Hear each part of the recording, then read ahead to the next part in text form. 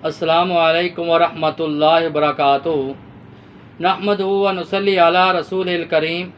अम्मा बादु फ़अऊज़ु बिल्लाहि स्समीइल अलीम मिनश शैतानिर रजीम। बिस्मिल्लाहिर रहमानिर रहीम। काहिनों, नजूमियों और हाथ दिखाने वालों के पास जाना कैसा है? क्या उनके पास जाया जा सकता है जो हमारे मुस्तकबिल की हमें खबरें बताते हैं, हमारे ज़िंदगी में होने वाले हमारे नुकसान उसके मुतालिक बताते हैं, हमारे नफ़े के मुतालिक हमें बताते हैं? क्या ऐसे लोग सच्चे हैं? उनके पास जाना चाहिए कि नहीं?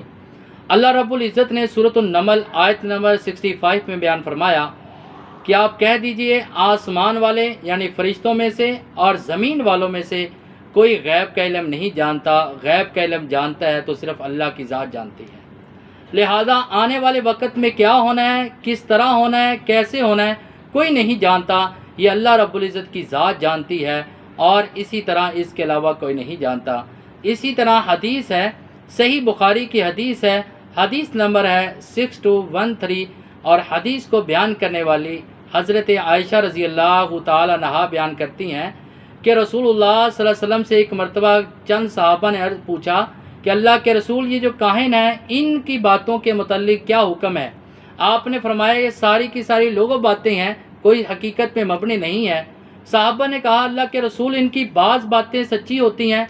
तो रसूलुल्लाह सल्लल्लाहु अलैहि वसल्लम ने फरमाया, इनकी बातें जो है, जिन जो है आसमान से बाज़ बातें उचक लेते हैं और आकर इसी तरह काहिनों के कानों में डाल देते हैं। काहिन उसमें से 100 झूठ मिलाकर लोगों को बयान करते हैं। लिहाजा ये सारे के सारे मक्कार हैं। और इसी तरह दूसरी हदीस है, नबी अलैहिस्सलातु वस्सलाम बयान फरमाते हैं, सही मुस्लिम की हदीस है, हदीस नंबर है 2230 कि रसूलुल्लाह सल्लल्लाहु अलैहि वसल्लम ने फरमाया, अगर कोई इंसान नजूमी के पास, काहिन के पास जो आने वाले वक्त की खबरें बताता है और आने वाले मामलात बताता है, उस आदमी के पास जाकर कुछ चीज़ दरियाफ़त करता है, कोई पूछता है, तो ऐसे आदमी की 40 दिन कोई इबादत कबूल नहीं होती। अल्लाह रब्बुल इज़्ज़त 40 दिन ना उसकी नमाज कबूल करता है, ना उसकी इबादत कबूल करता है। जो एक मरतबा उनके पास जाके खड़े होकर और उनकी तस्दीक कर दें, उनसे दरियाफ़त कर लें, और उनकी रब्बे ज़ुल जलाल 40 दिन कोई भी इबादत कबूल नहीं करते।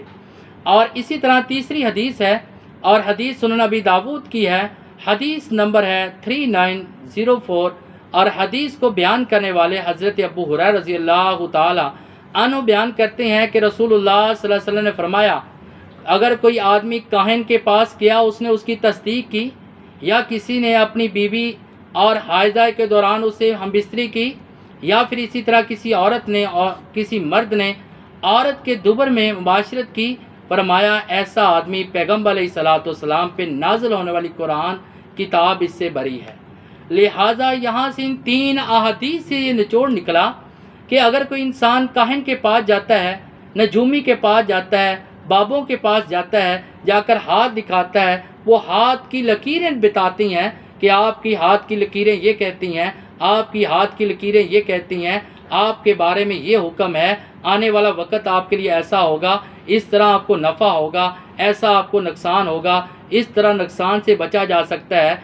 ये पैगम्बर अलैहिस्सलातु वस्सलाम ने फरमाया सारा झूठ है, वो सारे के सारे मुकार हैं। जैसे रब्बे ज़ुल जलाल ने सूरतुन नमल में फाइनली ये फैसला बता दिया कि आसमान वालों में से और ज़मीन वालों में से कोई गैब का इल्म नहीं जानता। अगर गैब का इल्म जानती है तो वो रब्बे ज़ुल जलाल की ज़ात है। और लिहाजा हमें इन नजूमियों के पास, इन काहिनों के पास, इन बाबों के पास, इन हाथ दिखाने वालों के पास जाकर अपने ईमान को, अपने यकीन को ख़राब नहीं करना चाहिए, क्योंकि मुस्तकबिल की खबरें कोई नहीं जानता, आने वाले वक्त के मुतालिक कोई नहीं जानता। और लिहाजा तरह तरह की हमें बातें होने के बाद बाज़ बातें वो ऐसी करते हैं कि घरों के दरमियान झगड़ा पैदा कर देते हैं, घरेलू झगड़े खड़े हो जाते हैं, फसाद खड़े हो जाते हैं, यहाँ तक कि घर में तलाक, खामद और बीवी के दौरान तलाक हो जाती है, और इसी तरह उनके इख्तलाफात बढ़ जाते हैं। ये सारे के सारे नुकसानात होते हैं। और कभी भी अपने हाथ की लकीरें दिखाने वाले के पास नहीं जाना, वो भी झूठ है। पैगम्बर अलैहिस्सलातु वस्सलाम ने फरमाया वो भी मकार है। काहिन के पास नहीं जाना, नजूमी के पास नहीं जाना। अगर एक मरतबा जाएंगे تو 40 دن آپ کی کوئی بھی عبادت قبول نہیں ہوگی۔ لہٰذا اس بارے میں بھی ہمارا یقین ہونا چاہیے کہ آنے والی خبروں کے متعلق، آنے والے وقت کے متعلق، آنے والی معلومات کے متعلق صرف اللہ کی ذات جانتی ہے اور اس کے علاوہ کوئی نہیں جانتا۔ لہذا اللہ رب العزت سے دعا کہ اللہ تعالی ہمیں ان سے محفوظ رکھے۔ وما علینا الا البلاغ المبین۔